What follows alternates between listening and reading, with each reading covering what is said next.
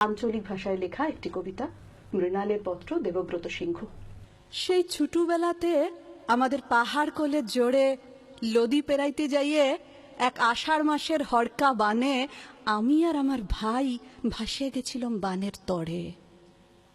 ভাইটি গেল ডুবে, আমি উঠলাম ভাসে।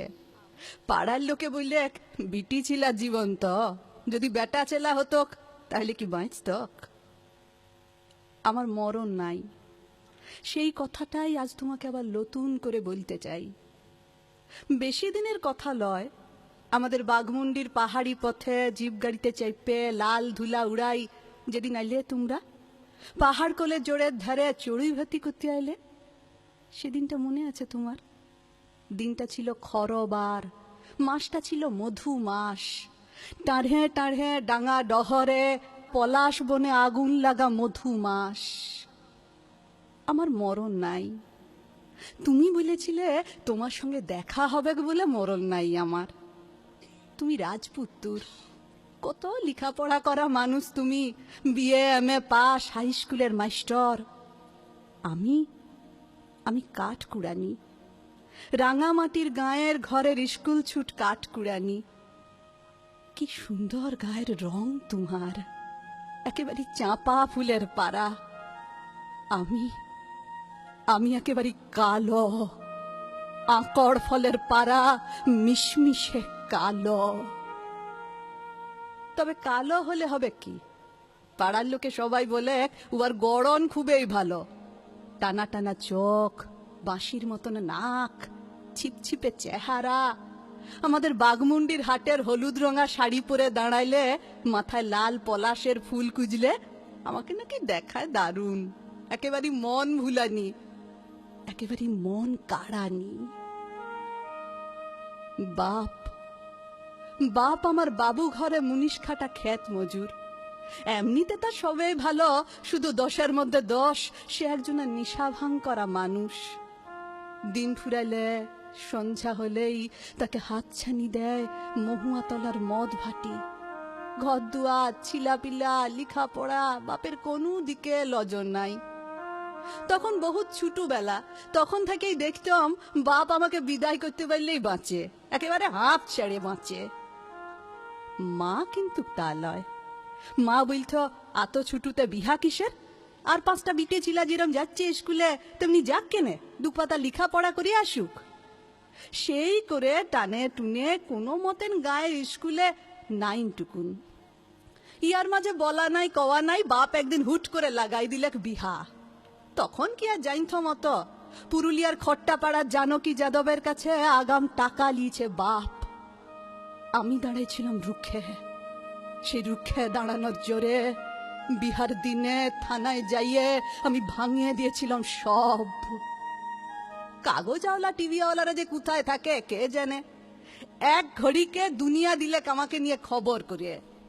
সে খবর তো দেখেছিলে তুমি, মিছা নাই বলবো। এত সব জানে শুনে তুমি আমাকে বিহা করিয়েছিলে বলে গায়ের লোকে তোমাকে দেবতা বলেছিল। মনে আছে আমার, সব মনে আছে। তুমি বলেছিলে আমাকে তুমি লেখাপড়া শিখাবে।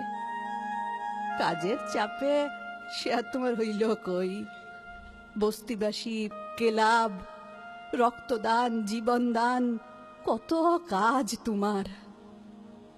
এক একদিন কাজের টানে তুমি বাইরে কাটাইতে রাত। এক একদিন কাজের টানে তোমার ঘরের কথা মনে পড়তো নাই। এমনি করে দেখতে দেখতে ঘরের চাইয়ে বাইরে থাকার সময় গেল বাড়ে। বড় লোকদের কত রকমের সব হুজুগ।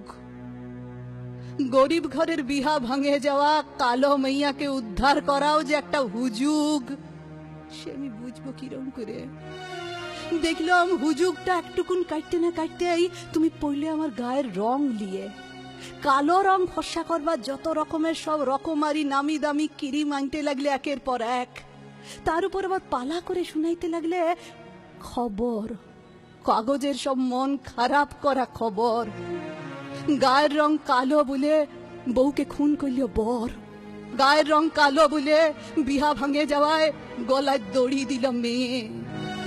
তুমি বলতে এসব খবর জানা দরকার তোমার, নাইলে দেশটা কোন দিকে যাচ্ছে তুমি বুঝতে পারবে নাই। আমি বলেছিলাম এমন দেশকে আমার বুঝে কাজ নাই। তারপর জ্যৈষ্ঠী মাসের এক বেলা পড়তে অবেলায় তুমি একদিন বললে চলো হাওয়া খেতে যাব গঙ্গার পাড়ে।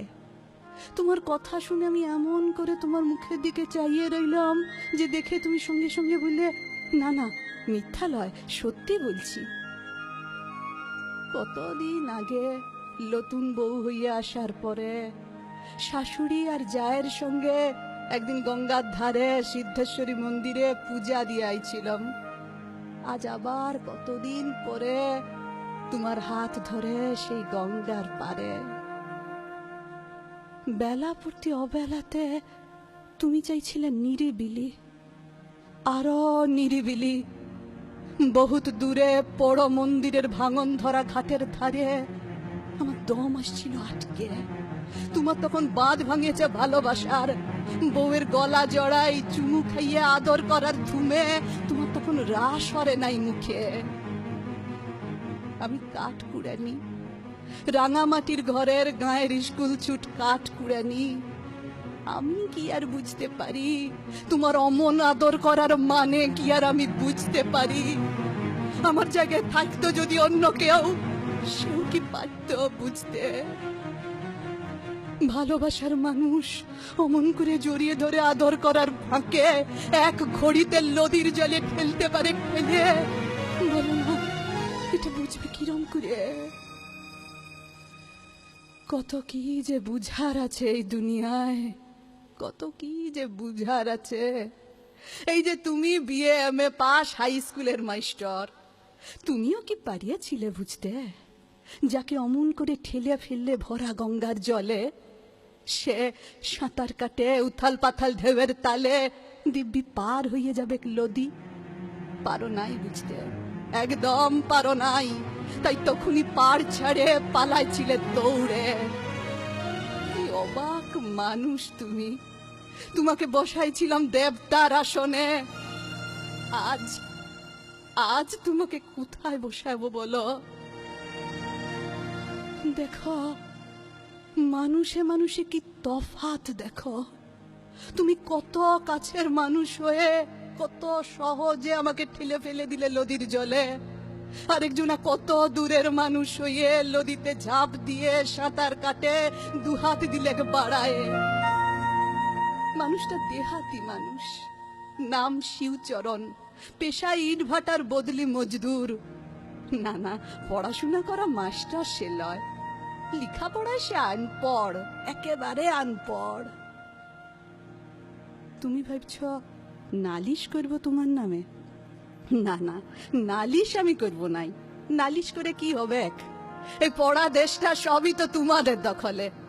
নেতা মন্ত্রী থানা কোর্ট কাছারি সব সেখানে। এই গাঁ গ্রামের গরিব ঘরের মেয়ার আর কতটুকুন জায়গা আছে বলো? তবে এখনো মানুষের পাশে দাঁড়ায় মানুষ, এখনো মানুষের জন্য জীবন দেয় মানুষ।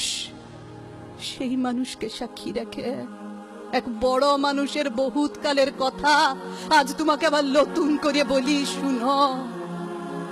সংসারের মাঝখানে মিয়া মানুষের পরিচয়টা যে কি সে আমি পেয়েছি। আর আমার দরকার নাই। তোমরা যে আপন ইচ্ছা মতো আপন দস্তুর দিয়ে আমাদের জীবনটাকে চিরকাল পায়ের তলায় চাপে রেখে দিবে, তোমাদের পা তো লম্বা লয়। ইতি মৃণাল, তোমাদের চরণতলাশ্রয় ছিন্ন এ যুগের মৃণাল।